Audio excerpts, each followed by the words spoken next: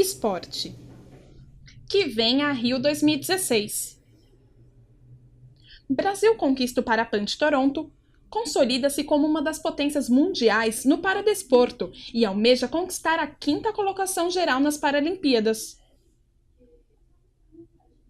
O Brasil tem ao menos 257 excelentes motivos para acreditar que se tornou definitivamente uma potência mundial no paradesporto.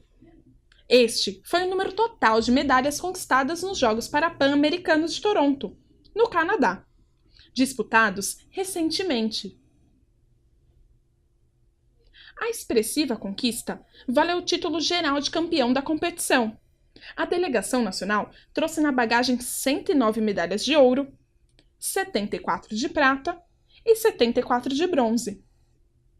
A campanha vitoriosa aumenta a expectativa para um novo show de medalhas e recordes nos Jogos Paralímpicos que serão disputados no Rio de Janeiro em 2016. Na avaliação de Andrew Parsons, presidente do Comitê Paralímpico Brasileiro, CPB, o balanço é mais do que positivo. Ele destaca as dificuldades de se chegar ao primeiro lugar na competição. Foi uma campanha fenomenal desse Brasil que vence, mesmo quando a situação parece contrária. É um trabalho de equipe. Não só da equipe do CPB, mas das confederações, dos clubes, dos atletas. Estamos muito orgulhosos. Resume. Segundo Parsons, os grandes destaques foram as modalidades que deram um salto de qualidade em termos de resultado, em relação ao Parapan anterior, como tiro com arco, halterofilismo, goalball e tênis em cadeira de rodas, que avançaram significativamente. Além disso, de acordo com ele, é preciso destacar o desempenho obtido no atletismo e na natação, que já era esperado. Outros esportes, como o vôlei sentado e o futebol de 5 e de 7, também merecem ser ressaltados pelo presidente, uma vez que a competição no Parapan era de alto nível. Os números finais do Brasil no Parapan, analisa o dirigente, traduzem o desempenho de uma potência esportiva. Saímos da 24ª colocação no quadro de medalhas em Sydney em 2000, com 6 ouros, para a 7ª em Londres em 2012, com 21 ouros. Talvez só a Ucrânia tenha feito uma ascensão tão grande. A meta de alcançar a 5ª posição no Rio é baseada nos quadros de medalhas de Pequim, em 2008, Londres, de 2012, e recentemente do Parapan de Toronto, onde tivemos esse desempenho fantástico. É bastante ousada, mas trabalhamos firme com esse objetivo em nosso horizonte. Projeta. O sucesso das equipes paralímpicas brasileiras tem um segredo. Na verdade, alguns segredos, segundo Parsons. Em sua opinião, isso se deve a uma série de fatores. A aprovação da Lei Agnello-Piva em 2001, que decidiu um percentual de 2% da arrecadação das loterias federais para investimento no esporte, 85% para o Comitê Olímpico do Brasil e 15% para o Comitê Paralímpico Brasileiro, percentual que passará para 37,04% a partir de 1º de janeiro. Foi um primeiro e importante passo. Com isso, prossegue. Foi possível desenvolver um planejamento e um calendário de eventos e treinamentos para o esporte paralímpico, entre eles as Paralimpíadas Escolares, realizadas no formato atual desde 2009, e que é a maior competição para atletas com deficiência em idade escolar no mundo. Em relação aos planos de investimento no sentido de assegurar uma boa campanha no Rio de Janeiro, o presidente do CPB tem os pés no chão, uma vez que a Paralimpíada apresenta um grau de dificuldade maior que o Parapan. Ele reitera que a meta da entidade é alcançar o 5º lugar geral nos Jogos, melhorando em 2 posições a colocação obtida em Londres em 2012, quando a delegação brasileira ficou com o 7º lugar, com 21 ouros, 14 pratas e 8 bronzes. O CPB trabalha uma série de programas e projetos entrelaçados entre si, que proporcionam os chamados de caminho do atleta, que vai desde o recrutamento e a identificação do talento até o mais alto rendimento. Na ponta de cima, temos intensificado a preparação nas 22 modalidades do programa dos Jogos Paralímpicos, dando especial atenção aos principais atletas de cada uma delas, proporcionando-lhes uma preparação sob medida para cada um deles através do projeto de alto rendimento. Revela Parsons. Nesse sentido, ressalta, o foco é a conquista de medalhas de ouro, que são determinantes para atingir o 5º lugar no quadro geral de medalhas. Além disso, estamos formando novos atletas com olhar para o Rio 2016, mas também para Tóquio 2020 e além. Há uma geração de atletas pós-2012, que já conquistou medalhas em campeonatos mundiais nesse ciclo e que está pronta para se juntar aos protagonistas de Londres, para que possamos fazer nossa melhor participação em todos os tempos.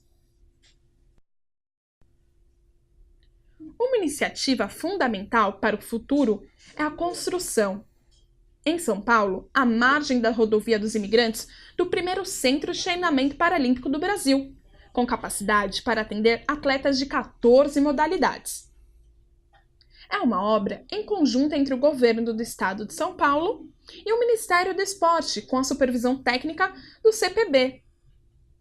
A previsão é que seja entregue ainda este ano para que possa ser feita no local a preparação final para o Rio 2016. A campanha no Parapan deixa o presidente otimista. É claro que a Paralimpíada é uma competição diferente, mas a disputa dos Jogos Parapan-Americanos de Toronto foi nossa última competição de grande importância. Nessa preparação, ficou evidente que podemos chegar à nossa meta, e que é o 5º lugar, no Rio, e pede atenção especial para algumas promessas. Chamamos de geração pós-Londres, como Thalisson Glock, Verônica Hipólito, Lorena Spoladori, Suzane Snardoff, entre outros. O Brasil ainda não os conhece, mas são atletas que já conquistaram medalhas em mundiais e que certamente terão ótimos resultados no Rio de Janeiro. Brilha como ouro. Lembrada pelo presidente do CPB como uma das principais esperanças para o futuro do paradesporto na nacional, Verônica Hipólito afirmou a expectativa no Parapan. Com apenas 19 anos, ela brilhou no atletismo ao conquistar 3 medalhas de ouro e uma de prata em Toronto. A primeira colocação foi nas provas dos 100, 200 e 400 metros, e a prata foi obtida no salto em distância. Verônica compete na categoria T38, F38, pois tem uma paralisia, hemiplegia, leve do lado direito do corpo, causada por um acidente vascular cerebral, AVC, que sofreu com apenas 14 anos. Sua história passou por outra modalidade, como ela explica. Sempre fiz esporte sem levar muito a sério, mas foi no judô que me descobri primeiro.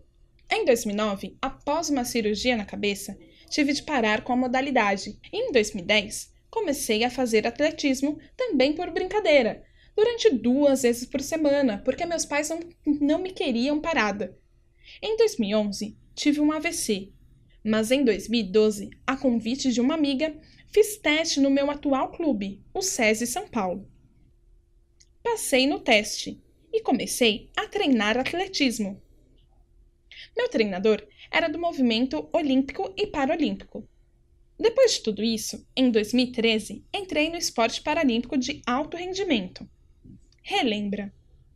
Em Toronto, participou dos 100, 200 e 400 metros em salto em distância.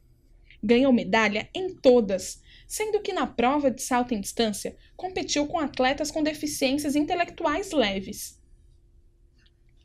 Quebrei 4 recordes do campeonato, sendo que a marca nos 400 metros foi a melhor das Américas.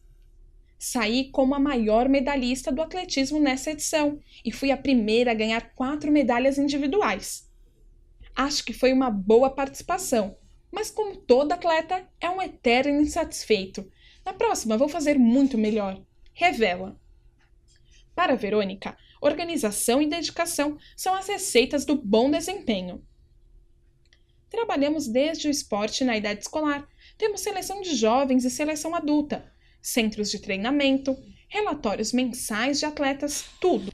Se almejamos uma meta, o mínimo que temos a fazer é alcançá-la e querer melhorar na próxima vez. Projeto. Para que isso aconteça, segundo a atleta, é preciso utilizar mais os serviços e as orientações de nutricionistas e psicólogos. E brinca. Vou começar até a contar com preparo físico. Quero ter capacidade de dar o meu melhor. Minha estrutura é muito frágil fisicamente, mas acredito que tenho uma boa cabeça. Vou trabalhar nos 2 sentidos, porque quero ser a melhor na Rio 2016.